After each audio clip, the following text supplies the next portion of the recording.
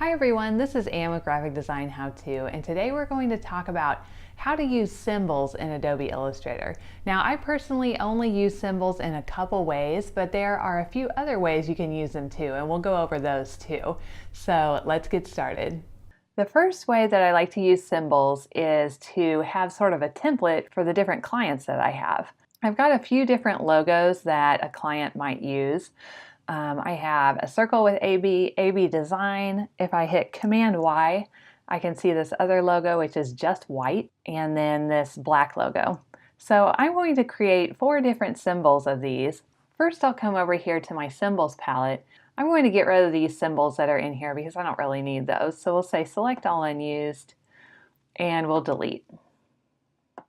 All right, now I'm going to create a different symbol for each one of these logos. So I'll select this first symbol with my V tool or the selection tool. I'm just going to drag this one into my symbols palette. Now it's going to ask me to name it, which I never really name it. I don't see the point in doing that. You can choose a movie clip or a graphic, and I choose graphic. I've never actually used the movie clip version here. Today we're just going to be talking about the graphic one. The symbol type, I'm going to make this a static symbol, and we'll say OK. So now we have our new symbol over here. I'm going to grab all the pieces of this next one and pull it in, and we'll make the same changes here. And we'll do that with the other two. Okay, so now we have 4 symbols in our symbol palette over here. And now let's save these as a library. I'm going to come up here to the side, go to Save Symbol Library. And when you do this, you can see that it's saving it in a certain path.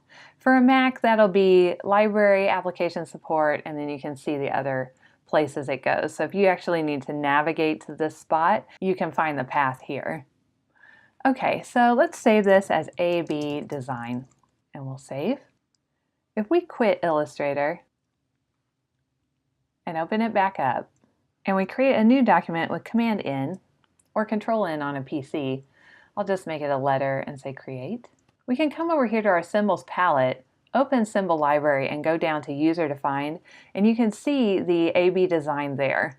You'll have to completely quit Illustrator for this to work. But now, anytime I'm working on the AB Design client, I have a symbol library for them, and if I need their logo, I can just pull it out like this. I can resize, and once the document is finalized, I can expand this so it's not linked to a symbol anymore.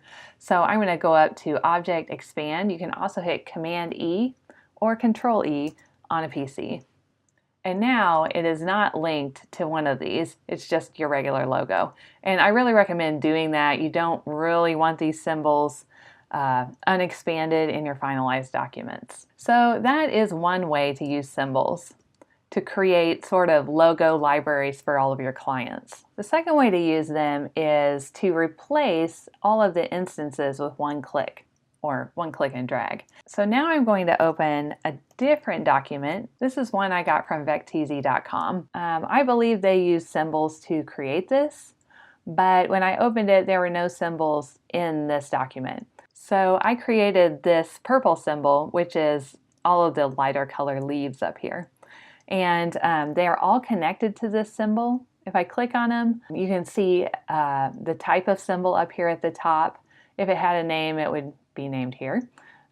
We can edit it, we can break the link. This is the same as expand. So I want to show you what happens when we edit a symbol. There's actually more than one way to do this.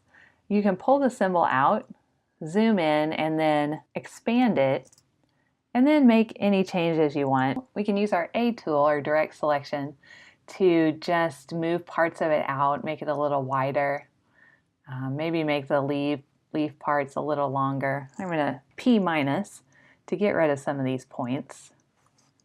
That looks weird. Okay, but I think I like this. This is not a symbol anymore. I've expanded it. But if we click it and then hold Option and drag over the top of our old symbol, it will update all of those symbols anywhere they were located. So all of these lighter leaves are now updated with just clicking and dragging. Now you can delete this one. You can also click on any symbol and go to Edit Symbol, and it'll give you this dialog box and say OK. And then it's somewhat similar to working in isolation mode.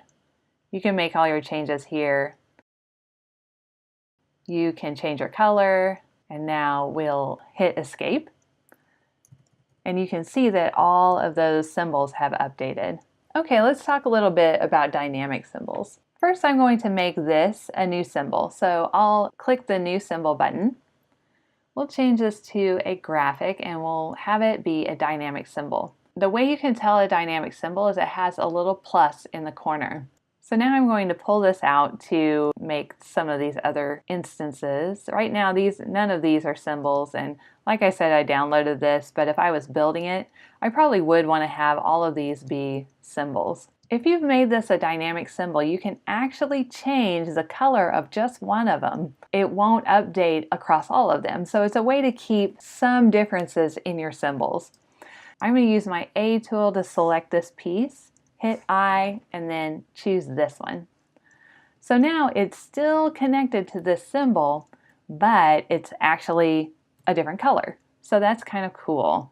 Let's put that there. We will do the same. I'll just copy this symbol. I'm going to resize it with my V tool.